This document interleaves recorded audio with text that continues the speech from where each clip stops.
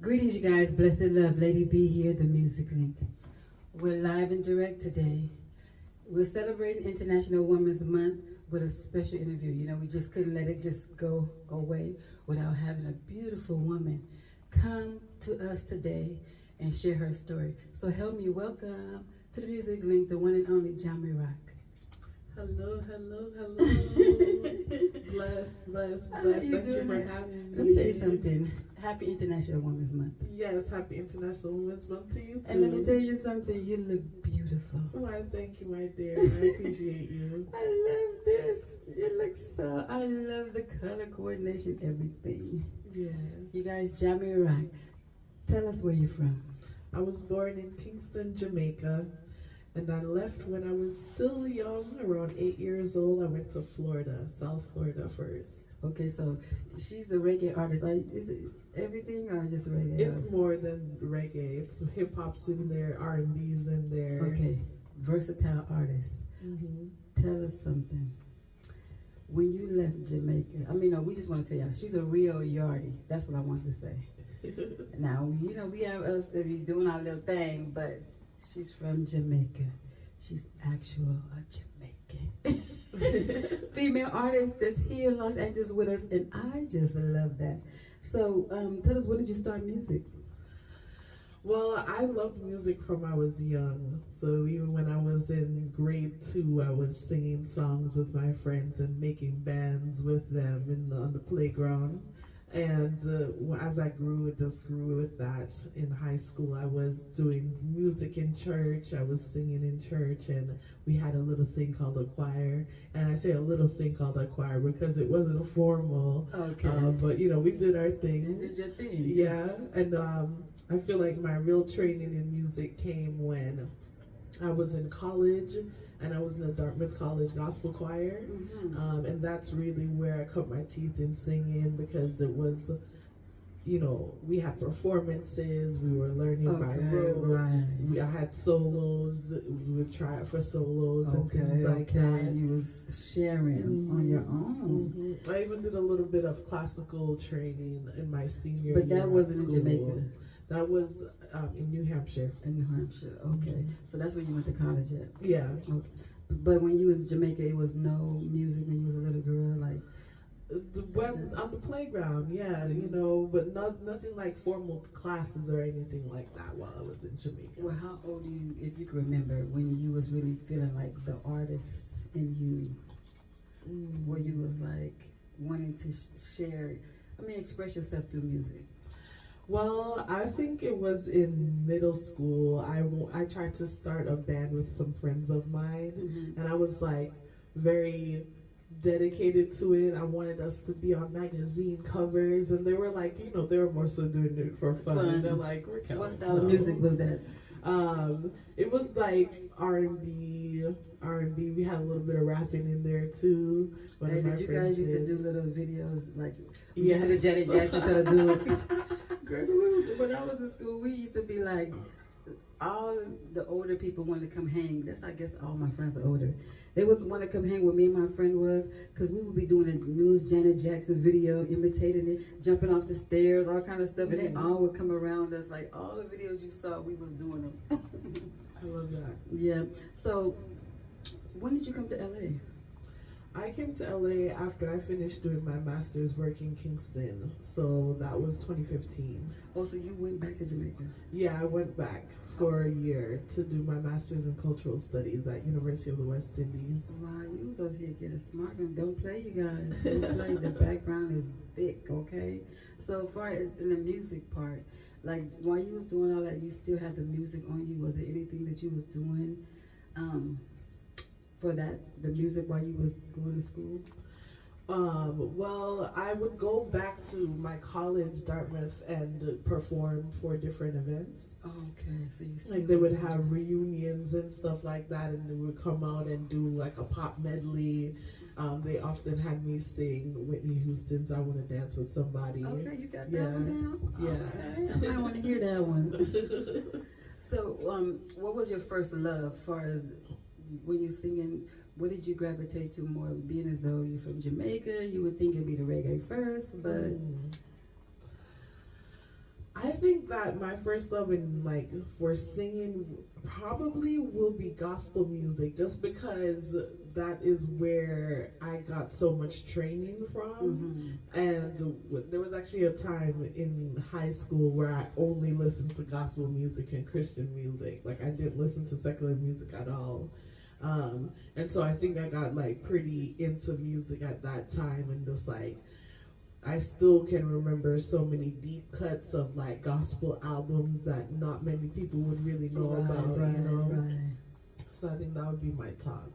Well, what was your first, far as recording go? When did you first record? Good question. So I started to record in 2021 with some folks out in Pasadena. I still miss those songs. You know, when you start work with somebody, and so that's then when you life got happens. here. That was 2015 is when I got here, but 2021 is when I started to record music with producers. So look, people be trying to record first and then go perform. So you had been performing, then you got to the recording afterwards. Yes. Okay, then. But was you writing your own songs then? When I was performing with the gospel choir and stuff. Not really. I started writing more so when I started to record. I used to, and I shouldn't say that either. When I was doing the group in middle school, we would write songs then too. And we had another friend before that in elementary school. We would write songs as well. Okay. Yeah. So what was the first song that you actually wrote? Like, did you record it? Like, did you record it first? I mean, did you record it? What's my question I'm trying to say? What I want to ask is, the first song that you recorded, was it your own song or was it song with the other people that you was writing with? Okay, so the first songs that I wrote, we didn't really record them formally. Like, I think we may have tried to, record a little something on the computer, play our tape, right, play our instrumental on one part, and then try to, do our singing over it and those types of things. And we was really unique with that, okay? Yes, we were trying to do something like that too, I remember. Very resourceful, very resourceful. But out here, I can hardly even remember the first song that we wrote and recorded because we did so much writing in the Pasadena camp. Excuse me. We did a lot of writing. So it was with them, like your first recording it wasn't like working on your own solo project, it was with the school.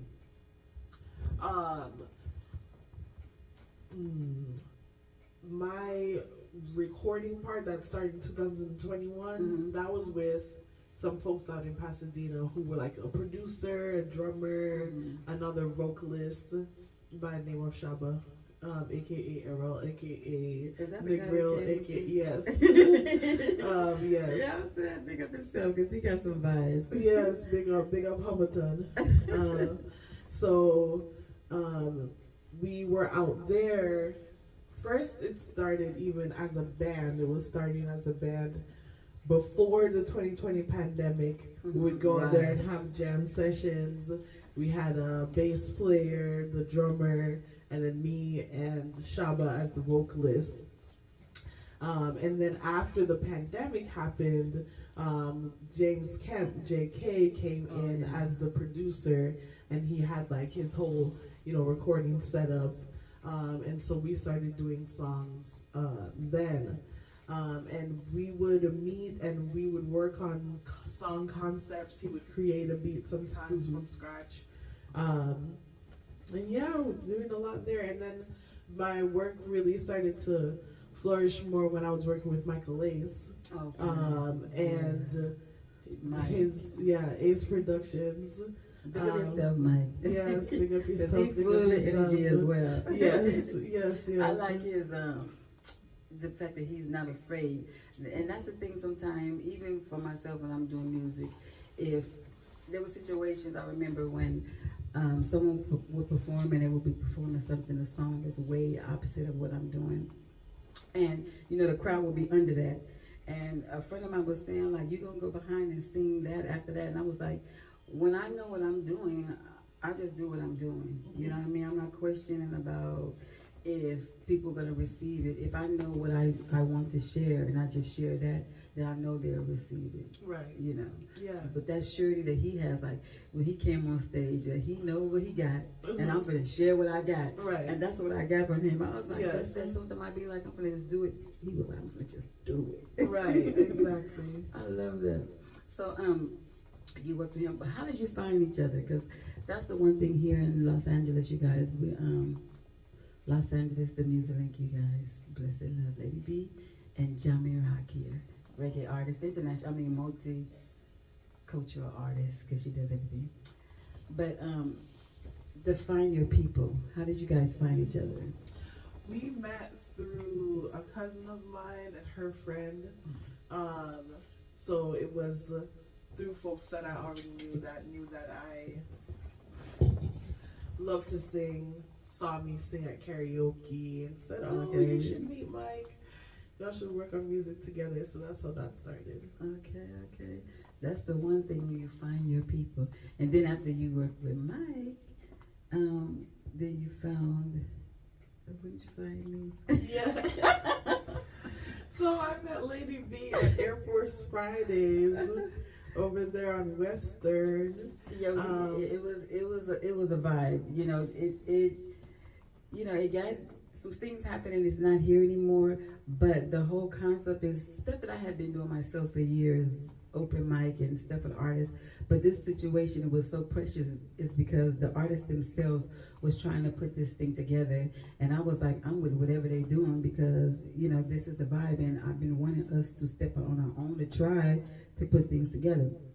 So being is that I myself and just a couple other women had been around the only real females, just kind of running with the guys and doing things musically. I was so excited. She came and tapped on my shoulder and was like, "Excuse me," they told me to come talk to you because I wanted to perform. And I was like, "What? Of course, girl." And I didn't know what to expect, but Jah MiRock blew me away. All of her energy and the conviction and the music, and it was good.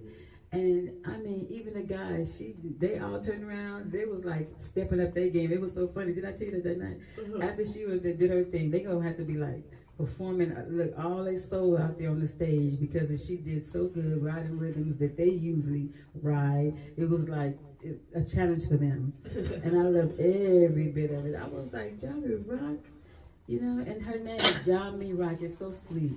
Well, how did you get the name? Wow, yeah, so